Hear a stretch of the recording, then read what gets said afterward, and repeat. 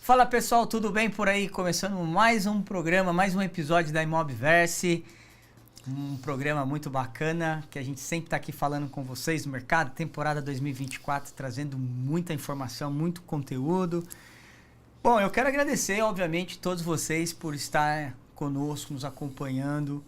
2024 aí com muita informação, com muito conteúdo. E a gente tem muita novidade também para trazer para você que acompanha aqui o podcast da Imobverse para esse ano de 2024. A gente já tem falado com várias pessoas aí, você tem acompanhado essa nova temporada, tá? Bom, como sempre eu faço no início do programa, quero chamar a sua atenção para que você possa continuar seguindo a gente aí, compartilhando todo o nosso conteúdo da Imobverse nas plataformas digitais, @imob.verse, vai lá, segue a gente no Instagram, no YouTube, dá aquela moral pra gente, para que esse conteúdo, obviamente, possa expandir cada vez mais, chegar para as pessoas, né? E tenho certeza que é um conteúdo de informação, um conteúdo de muita relevância para todo mundo do mercado imobiliário, quer seja você construtor, incorporador ou você profissional da área, beleza? Bom, mandar um abraço para todo mundo que tem nos acompanhado. E hoje aqui estou recebendo um parceiraço aqui, o Alex. Alex que está participando aqui com a gente hoje. Vamos falar de muita coisa, a gente já estava falando aqui agora nos bastidores. Primeiramente, Alex, obrigado por estar aqui com a gente hoje aqui no Imobverse. Obrigado, Magno. Obrigado a toda a equipe do Imobverse, todo o time de produção. Muito obrigado aí pelo carinho. Hoje é um bate-papo aqui de amigo. Certeza. E é isso. Obrigado pela recepção aí, o que eu puder agregar. Com certeza. Estamos sempre juntos. Muito obrigado, meu parceiro. Muito, olha, Alex, eu já quero até, nossa audiência é bem eclética, sabe? Então a gente fala muito com consultor, com incorporador, mas antes mesmo da gente entrar no viés, conta um pouquinho da sua história, da tua empresa, o que você faz, como que você chegou até aqui, nesse mundão, desse mercado aí maravilhoso. Mercado imobiliário incrível, né? Mas vamos lá, falar um pouquinho para vocês, né? Para você também, toda a minha trajetória foi sempre do lado do empreendedorismo em si, então sempre galguei isso, trabalhei sempre na área de engenharia e tal, e de um tempo surgiu a oportunidade da Sistemas Urbanos, né, hoje o qual eu sou sócio, a empresa, aí nós estamos juntos há 26 anos de mercado, ela surgiu num bate-papo de amigos, né? Hoje nós fazemos a Sistemas Urbanos, ela é uma empresa de projetos, de engenharia voltado à infraestrutura, então a gente faz praticamente todos os projetos complementares, como diz o mercado. É assim que a gente se posiciona, entregando para as empresas de loteamento, desenvolvedores, arquitetos e incorporadoras projetos de engenharia, né? A gente não executa a obra, a gente também não desenvolve, não vende, a gente simplesmente faz essa parte da consultoria técnica e é isso que a gente entrega no mercado, né? Hoje Teu core hoje é atender as construtoras e incorporadoras, entregando todo e qualquer tipo de projeto técnico. Os executivos, né? Isso, os executivos. O que nós não fazemos no escritório são os estruturais, mas fazemos terraplenagem, pavimentação, sinalização, macrodrenagem, que inclusive veio agora a questão do Rio Grande do Sul, né? Pouca gente conhece o projeto de macrodrenagem, que são as cotas de inundação, que são faladas tanto. Então, a gente faz todos esses projetos, só o estrutural que a gente não trabalha, entrega para o mercado essa vasta linha de projetos complementares, né? Mas vamos lá, você falou que surgiu num bate-papo aí de conversa lá, eu estava lá, surgiu a ideia. E a sua formação? Minha formação, ela é toda... Vou falar um pouquinho da minha formação, não se assustem, né? Aliás, para todo mundo que acompanha aí, não parem de estudar. Agora veio a inteligência artificial, que agora é a bola da vez. Há um ano atrás era o tal do metaverso. Sim. Né? Mas eu sou formado em administração de empresas, eu tenho uma pós em controladoria, tenho uma pós em gestão de negócios, tenho uma pós em finanças. Morei fora, eu trabalhei no Deutsche Bank em Nova York, fiz finanças lá também, na New York University. Quando eu voltei para o Brasil, eu fiz um MBA executivo na Business School. Então você vai falar assim, meu viés é financeiro, gestão, estratégia e tal. E aonde cai a engenharia? Pois é, ele Né? foi montar uma equipe, Cara, um onde negócio cai? de projeto. O que acontece? O mercado em si, a gente sabe que tem sempre lacunas Sim, que tem possibilidade de negócio, né? A gente, como empreendedor, a gente vê gaps em todos os mercados. E como eu trabalhava numa empresa de engenharia, batendo papo com um amigo, que é o meu sócio, né? E aí depois a empresa cresceu e tal. Hoje a gente está muito bem estruturado, mas veio dessa possibilidade numa conversa, né? A gente saiu para jantar, a gente viu um gap da engenharia e como ele é engenheiro, né? Ou seja, tirando eu com o viés menos engenharia, mas já quase sim. com uma graduação de tantos anos de mercado, né? Mas foi justamente isso, cara. A gente olhou o mercado Enxergou ali uma oportunidade. e a gente Faz falou, só 20 anos. poxa, 26 anos. 26? 26 anos. 26 26 anos. Tá, mas antes de entrar nessa linha da Urbanos propriamente dito, você falou aí um pouco da sua formação. Das suas formações. E aí agora você veio e trouxe, não pare de estudar. Mas quando você fala aí, não pare de estudar, você traz uma linha seguinte, porque você não fez tudo isso aí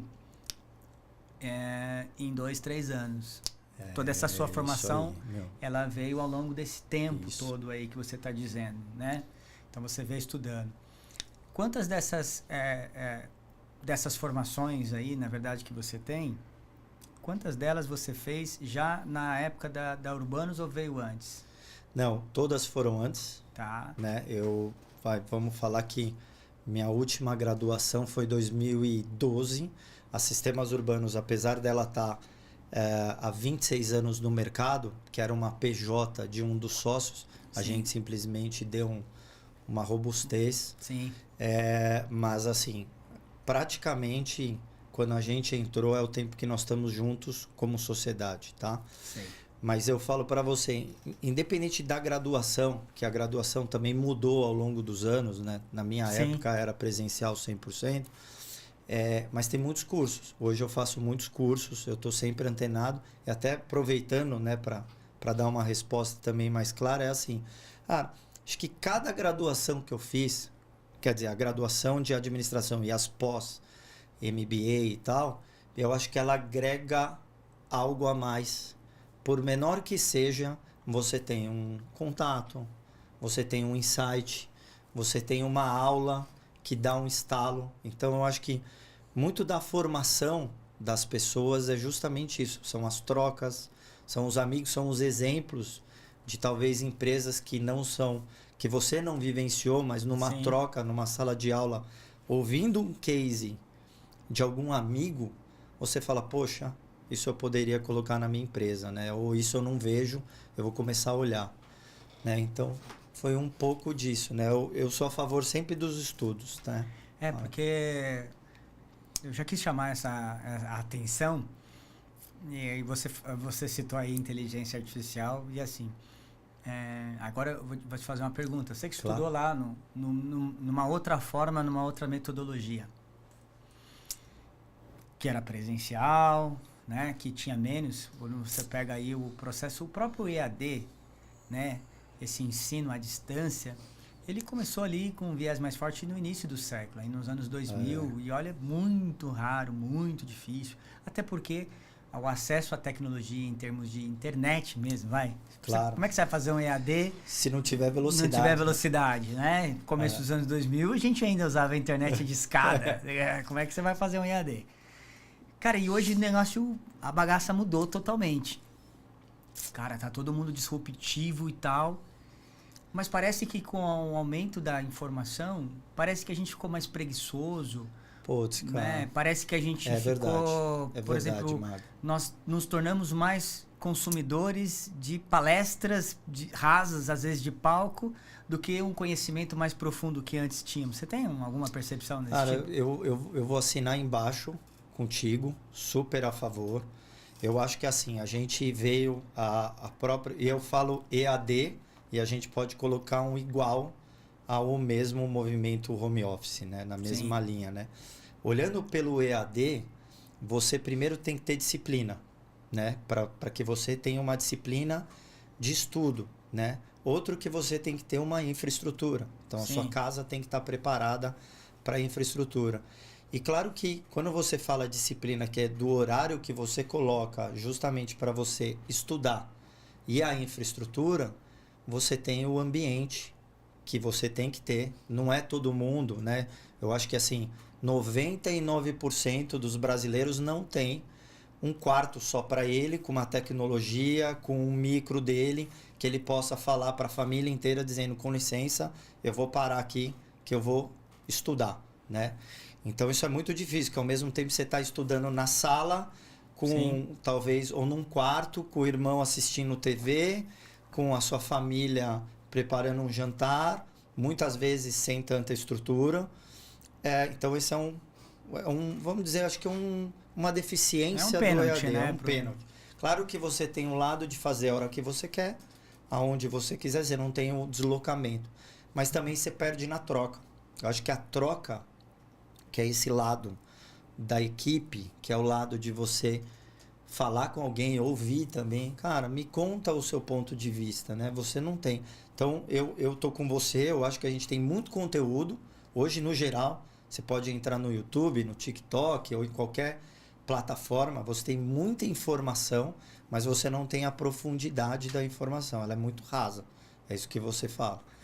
Então, eu tive o privilégio, né, de todas essas graduações eu fazer presencial. Então, isso, conheci muitos amigos, fiz grandes negócios, trocas, justamente por causa disso. De que foi presencial. Que foi presencial, e aquela história também, né? Você tinha que... Era uma outra metodologia de aprendizagem, né? Você tinha que até... Né, eu me formei no início do século também, né? Em 2004, minha primeira graduação. E, pô, a gente era da época de frequentar a biblioteca, né? Não, de tudo. Com certeza, não tinha internet, o WhatsApp é super recente, né? Então... Cara, quantas vezes eu ia, né? Eu ia pra biblioteca, a gente ia pra final de semana, enquanto muitos iam na Blockbuster alugar fita, cara. Não fala nem em Blockbuster, que você já entrega a idade. Acho que o pessoal vai ver aí e vai falar, caramba, Blockbuster, o que é isso, Blockbuster? Tem muita gente nova aí, os meninos da produção aqui tá aí não sabe já nem, pesquisando no Google ali. Já, o que é Blockbuster? Esses caras estão falando grego comigo. Nossa, papo, a old school ali agora acontecendo. Mas é porque, assim, eu chamei a atenção do aprendizado para voltar para o mercado imobiliário propriamente dito, e é assim, né? A gente vê hoje, um grande viés que a gente tem na Imobverse é transformando vidas no mercado imobiliário. E um outro mantra que eu falo muito aqui é o seguinte: a gente só ensina aquilo que a gente sabe fazer, né? Tá. E o fazer hoje, ele tornou-se cada vez mais rápido, obsoleto. O que você sabe fazer, né? Lá atrás, o que você sabia fazer durava, perpetuava por um bom tempo. Hoje, o que você sabe fazer, em 6 meses já está obsoleto. Já tem que aprender. Ou seja, se você não se manter atualizado, é muito rápida, né, a forma precária do seu conhecimento, né? E o mercado imobiliário tem muito disso. O mercado imobiliário, assim como qualquer outro segmento, né, certamente na área de projetos e desenvolvimentos, mudou. Saiu tudo da prancheta, saiu aquele negócio mais tradicional, convencional, e o cara que manja muito para tecnologia, para informação, para sistemas e tudo mais. Só que isso ainda continua havendo a figura, a pessoa, literalmente falando, para otimizar e saber tudo isso, né? Vamos falar do lado de cá aqui, porque eu vou falar mais da área da incorporação, da área comercial e tudo mais. O que a gente vê? Muito de qualidade, né? Tivemos assim um salto gigantesco, porque as ferramentas começaram a fazer, né, as entregas em termos de velocidade, em termos de qualidade, né? Vamos pegar um 3D, pega um 3D da década de 90 e pega agora como é que você faz hoje? Nossa, você pega um 3D hoje, você fala que é uma foto, né? De tão real. Só que ainda continua existindo a interpretação do lado de quem pega aquela ferramenta e se utiliza disso. Na sua opinião, existe ainda essa preguiça? Existe ainda essa... né? Porque assim, a gente falou de estudar, mas ainda existe aquele lance do cara só querer achar que a ferramenta vai fazer tudo, porque não faz, Não né? faz, não faz. Ó, vou voltar até um pouquinho do que você falou aí, né? Olhando para o lado de projetos, né? E aí, claro, a gente tinha o projetista à mão que fazia na prancheta e toda essa evolução que veio o CAD, as ferramentas da Autodesk e tal, e aí passaram para o 3D. A gente ainda tem isso na engenharia de projetos, tá? Então, a gente tem pessoas que são extremamente conhecedoras de conteúdo técnico, sim, mas em termos de ferramenta em si não conhecem tanto. E vice-versa. Esse cara que fazia na mão, ele tem que contratar alguém para passar ou no CAD ou no Revit, né, no civil, para que passe numa ferramenta de 3D. Então ele já mudou um pouco o processo, ele já divide renda com alguém. Agora, por esse lado que você falou, por mais que nós venhamos a ter esse domínio da tecnologia, o ser humano sempre vai estar na interpretação, na análise e nessa correção, porque o que a gente faz pelos sistemas urbanos é simplesmente o lado técnico de passar uma solicitação de um órgão ou mesmo do cliente numas ferramentas e entregar esse valor para o cliente através de um projeto.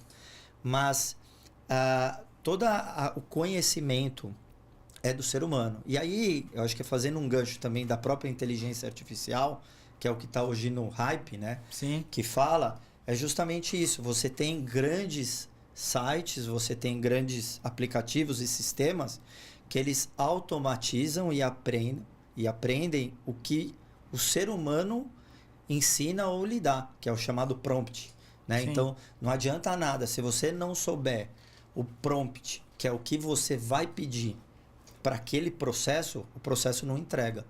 Então, o ser humano ele está sempre em primeiro lugar. Claro, é legal dominar as tecnologias, porque a tecnologia ela vai facilitar como uma ferramenta, né? Por exemplo, eu vou apertar um parafuso, então eu tenho vários tipos de ferramenta, né? Eu vou apertar com um martelo, eu vou apertar com um alicate ou vou apertar com uma chave. Pô, então eu já vou apertar com a chave correta. Então, acho que o que a gente tem que saber é usar as ferramentas adequadas nos processos e também entender aquilo que sai de cada processo, né? Fazendo também uma analogia, eu vou apertar o parafuso até aonde? Sim. Até o momento dele parar ou eu vou espanar, né? Então isso eu acho que é o lado do ser humano que vai entender que assim aqui dessa estratégia, né? Não sei, respondi? Não, sim, né? Desse feeling dessa estratégia é importante. Agora, saindo um pouco aí, não saindo, mas você é um cara muito ligado à inovação e à tecnologia. E pegando esse gancho um pouco de inovação e tecnologia, o quanto que você vê que isso está de fato sendo empregado no setor e o quanto que você acha que ainda tem espaço? Mercado imobiliário, né? Como todo mercado, a gente tem os que são os que tomam a inovação à frente, né? Até me fugiu a palavra, mas são os que trazem a inovação e são aqueles que depois acabam vindo, né, já com a inovação feita. Acho que todo mercado, né, tem a possibilidade de inovar. No nosso mercado, eu vejo meio que um boom interessante à procura de inovação. Não necessariamente a inovação ela está sendo empregada numa forma na sua totalidade, né? Mas eu vejo esse mercado nosso buscando a inovação. Se pelo menos nos eventos que a gente está presente, isso é muito bem falado, e você já vê a manifestação das pessoas em buscar conhecimento, em buscar novas formas de apresentar o seu produto, reduzir custo, melhorar processo e tal, a gente enxerga essa inovação. Às vezes, o viés que eu acho, né, que se fala mais em inovação do que realmente existe ou do que está presente nos processos, né? Então, a gente pode ver a startup, ela já foi criada numa cultura de inovação, então a inovação para ela é muito tranquila. Agora, empresas mais robustas, que você tem cultura organizacional, que você tem processos, né? Você não consegue implementar a inovação assim, não, vamos inovar e... É o transatlântico, difícil de movimentar. Difícil de movimentar, mas claro, existe todo um viés do mercado em si buscando isso, né? Buscando novas tecnologias. Os próprios hubs, né? As próprias eventos de Construtex, Proptex que buscam, né, melhorar os seus processos, isso tem acontecido. Eu até falo, olhando como sistemas urbanos, né? Que a gente gosta muito de inovação na ponta. O nosso mercado em si, o que a gente tenta inovar como processos, sistemas urbanos, é entregar um melhor projeto numa menor hora-homem, ou seja, entregar num custo menor com um valor agregado maior. E aí, como que a gente faz? O mais com menos, né? O mais com menos, né? Mas a gente faz entendendo as nossas ferramentas de trabalho, né? Então, a gente tem que entender o que vem para nós em termos de material de análise e o que nós vamos entregar. Muitas vezes, a gente até já fez muitas conversas societárias querendo entregar muito mais do que o mercado consome, né? E às vezes a gente estava entregando muito mais para o mercado e o mercado não fazia muita questão desse valor agregado, né? Agora, o mercado como um todo imobiliário, ele tem uma possibilidade muito grande de inovar, né? Acho que é um pouco de passar para o cliente final, comprador, o que vem. Eu até também estou falando demais, mas eu vi uma reportagem, até um bate-papo, foi num podcast muito voltado à inteligência artificial, tá? E eles estavam falando, agora tudo é inteligência artificial, vou vender Vai vender um sorvete. Vou vender um prédio com inteligência artificial. E fala inteligência artificial, mas nada mais é do que uma análise de uma análise rápida e uma resposta rápida, né? Ele não tem o aprendizado como é falado na inteligência artificial. Então, é muito de você tentar vender aquilo realmente real do que você faz, mas é um mercado que dá para explorar, viu? A gente como empreendedor, a gente sempre vê... E sem contar também que as pessoas precisam entender que inovação, normalmente as pessoas ligam inovação à tecnologia, né? Vamos inovar, então vamos colocar uma ferramenta. Não, inovar é você pensar diferente. É isso aí, pensar, entregar num processo, aquela coisa, sempre foi assim, vai ser assim. Cara, mas por quê? Porque às vezes você está em casa assistindo, está ouvindo, está no rádio, está em qualquer lugar. A pergunta que te faço você inova na sua empresa, inova no seu dia a dia? Inovar não é você baixar um aplicativo e achar que aquilo é uma inovação. Inovar é pensar diferente. Inovar literalmente é você pensar de uma forma disruptiva, de modo com que você consiga fazer isso que você disse, né? Trazer algum tipo de benefício para algo ou alguém no menor curto espaço de tempo, com maior valor agregado ao que você está entregando, seja um bem, um serviço ou a si próprio. Cara, como é que eu inovo? Como é que eu vou inovar o meu dia a dia? Eu acho que começa até assim, cara, nesse viés do quê? De primeiro você não julgar, né? Eu acho que boa parte da inovação, isso de todas as pontas, né? Principalmente quando você está em comitê, do pessoal fala, dá uma ideia e você não julgar, né? Então, assim, acho que a pior quebra de inovação é o julgamento. Então, acho que se você não julgar, já é o primeiro passo. Se você não julgar o outro e não se julgar. E pensar o que você pode ser diferente, né? Que muito do que a gente pensa em inovar, a gente cria um dogma nosso de que alguém está nos julgando. Ou que eu tenho que ser melhor, perfeito, mais rápido, mais bonito, mais tudo, né? Mais rico, na visão do outro e não na minha. Sim. Então, quando você não julga e você está aberto a entender que cada pessoa é diferente, cada processo é diferente, cada mercado... Está disposto a ouvir, a gente tem uma possibilidade muito grande de você já começar a abrir a sua cultura para inovar, né? Deixa eu ouvir um ponto de vista que eu não conheço. E principalmente estar aberto não somente para ouvir, mas ouvir a opinião contrária. Sem a predisposição de julgar o viés, de tipo, o que essa pessoa tá falando aí? Mas ela... na verdade, você literalmente falando, você abafa, né? Aquela voz que tá querendo ecoar ali, né? Naturalmente. E a gente, assim, com a experiência, eu acho que também, assim, a gente ouve para retrucar. Já é engraçado isso. Até, pô, a gente está entrando aqui em uma conversa até mais filosófica, que eu gosto demais disso. Mas é muito da linha do que quando você conversa com alguém, você fica quieto para você ouvir. Sim. E aí você fala, pô, eu vou ouvir, eu vou entender e eu vou falar, pô, cara, por que ele pensa assim? Né? Deixa eu entender. A gente ouve para retrucar, né? Então, Já querendo dar uma resposta, o que é aquela situação? Não é assim que funciona, né? Então, a gente precisa desconstruir muito essa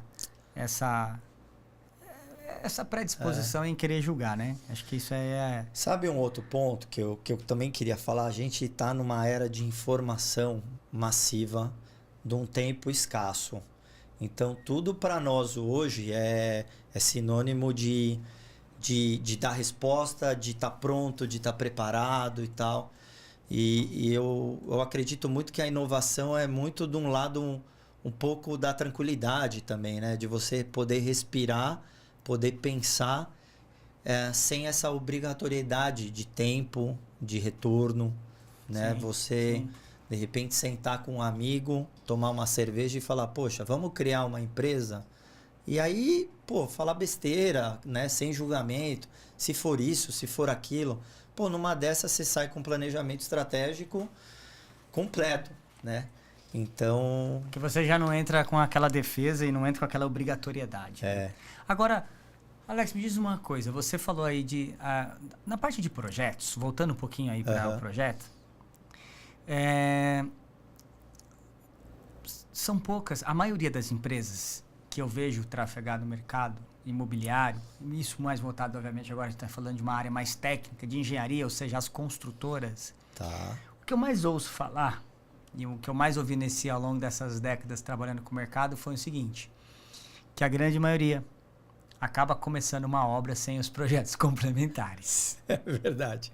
Isso é verdade. Quando isso acontece, naturalmente, se você não tem um projeto complementar, vamos só explicando um pouquinho, porque tem muita gente que está nos ouvindo, nossa audiência, tem aquele cara que já está com a empresa já um pouco mais maturada, entende o que eu vou falar. Mas aquele que está começando, normalmente é o quê? O cara vai lá, aprova um projeto. Vamos pegar um projeto bem simples para contextualizar um pouco a fala. O cara vai lá, aprova um projeto na prefeitura. Tem um alvará.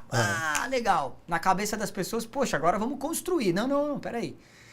O projeto executivo, né, você pode explicar melhor, agora vamos detalhar isso daqui, de como isso vai ser executado. Como é que eu vou colocar isso?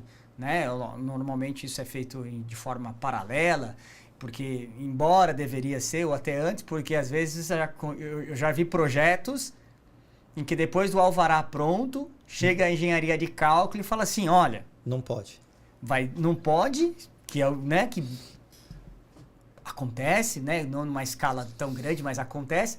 Mas, por exemplo, vai perder 5 unidades aqui. Por quê? Porque vai ter que colocar os pilares aqui, vai perder 5 vagas. Pô, mas a viabilidade do empreendimento foi fechada... Mudou tudo. Mudou tudo. Porque 5 unidades, sei lá, vamos se fosse um imóvel econômico, 300 mil. É 1,5 milhão a menos de VGV. E aí, como é que faz? Então, isso eu estou falando só em termos de viabilidade. Sem contar...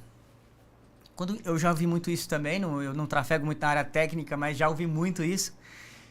Precisamos começar essa obra e de repente a obra começa sem orçamento. Será que você que está assistindo, preste bem atenção, você já iniciou alguma obra da sua construtora incorporadora sem orçamento?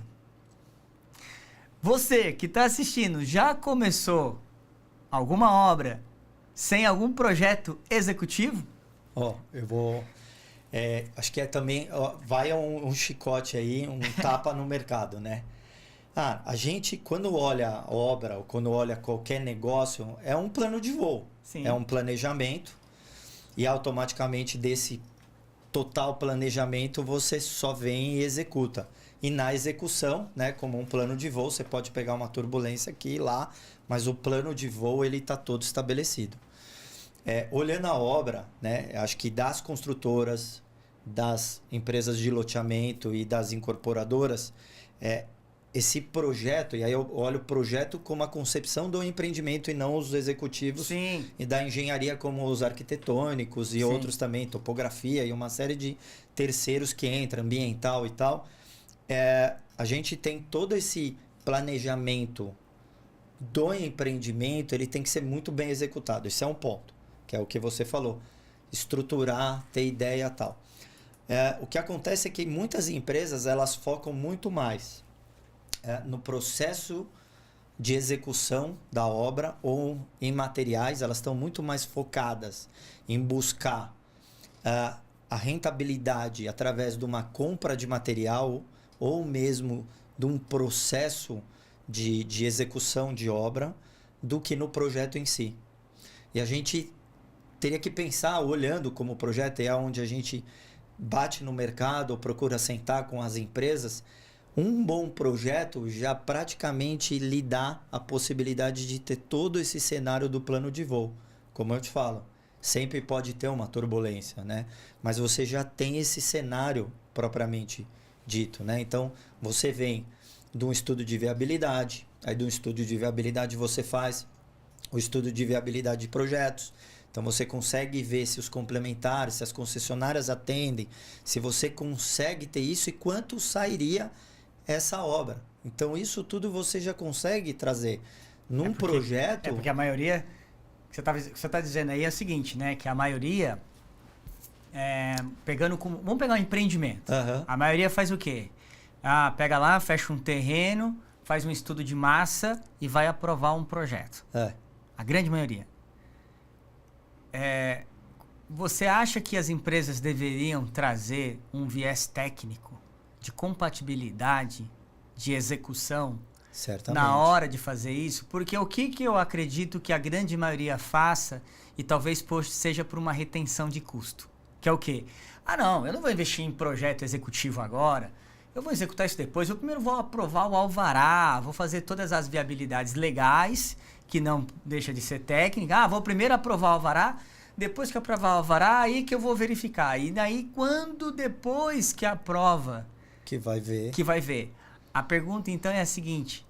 O certo, na sua opinião, é que deveria ter esse viés técnico executivo lá no início, na premissa da viabilidade, para verificar de fato se aquilo tem viabilidade ou não. E o principal, o quanto que a gente consegue otimizar de custo e recurso e o quanto que a gente consegue potencializar e maximizar o resultado por meio dos executivos. Ou até se você vai gastar mais ou não.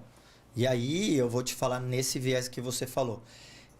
Hoje no mercado em si a gente tem várias maturidades de empresa, né? Então, a gente olhando o melhor cenário é na compra do terreno, né? Então, assim, se você está olhando um terreno e você já sabe que aquela região tem problema, né? Seja de solo, seja de drenagem, seja de abastecimento de água, esgoto, seja mesmo rede elétrica, você já tem um potencial gasto maior com essas premissas. Tá? Então, quando você compra o terreno, o ideal é que você participe ou que alguém conheça da empresa. Tem bons técnicos, tem empresas que já olham a compra de terreno com esse viés um pouco mais técnico. Com essa diligência mais técnica. Por exemplo, eu vou dar um exemplo que acontece cotidiano, né? Nos loteamentos. O próprio loteamento, você comprou um terreno e você fala, vou fazer o loteamento. E quando você vai ver, você não tem a rede de água e de esgoto. E aí você vai ter que fazer uma adutora para chegar até lá, ou você vai ter que fazer uma rede um pouco mais robusta de infra externa para chegar até o seu empreendimento. E ao mesmo tempo você tem que fazer uma estação de tratamento. E aí quando chega na estação de tratamento, inviabiliza ou volta aquela questão da premissa. Ou corrói todo o resultado ali. Corrói o resultado, é isso aí. Tá, mas vamos lá. Alex, parece óbvio. Você falando, obviamente, a gente analisando. Por que você acha que as empresas não fazem isso? Seria por uma questão de diligência técnica? Seria por uma economia burra, bem sinceramente falando? Por que você acha que as empresas continuam errando de maneira tão absurda esse tipo de contexto?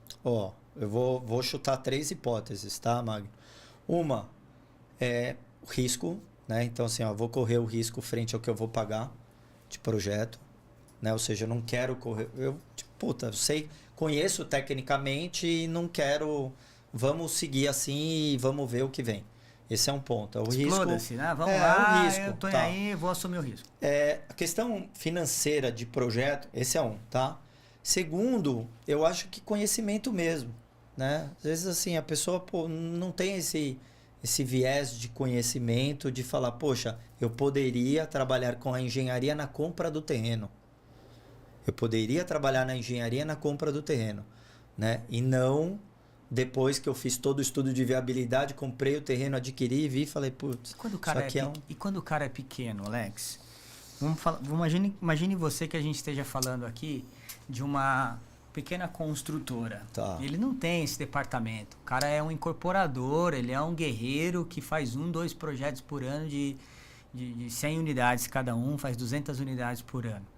Como que esse cara pode, que dica que você pode trazer para esse pequeno empreendedor, construtor, que não tem esse corpo técnico? Porque quando você pega um pessoal maior, ele tem um corpo técnico que às vezes a área de desenvolvimento, de engenharia, tá ali junto com novos negócios. Mas e quando isso não está estruturado?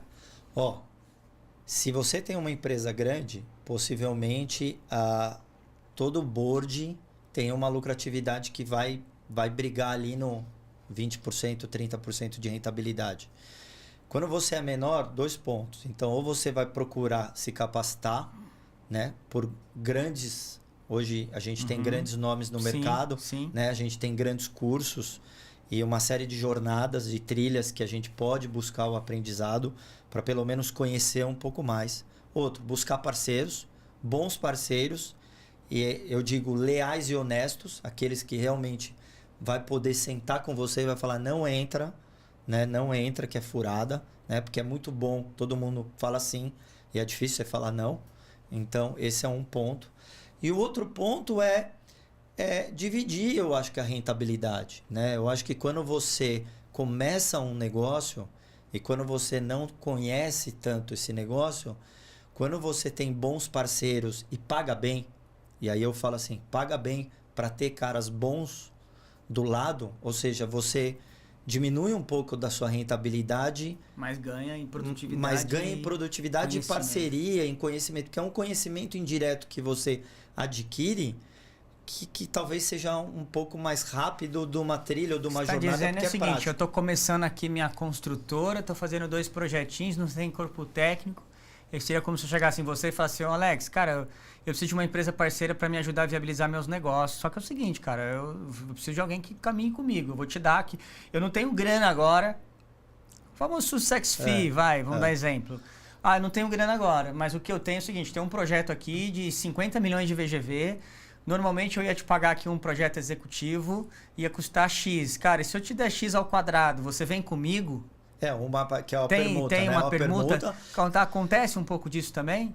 Um pouco menos agora, mas eu digo assim, você buscar profissionais bons, porque quando você olha a engenharia, e aí principalmente a parte de projetistas em si, a gente tem muita concorrência do pequeno engenheiro, que é um engenheiro de uma disciplina, ou seja, que ele apenas vai conhecer água, rede de água, eu domino rede de água, e ele faz na casa dele, na pessoa física, com o software pirata, nada contra, porque infelizmente a gente está no ambiente Brasil, né, extremamente caro, tudo no Brasil é caro, mas é o que ele consegue manter e essa empresa vai pagar num projeto, por exemplo, coisa de 3 mil.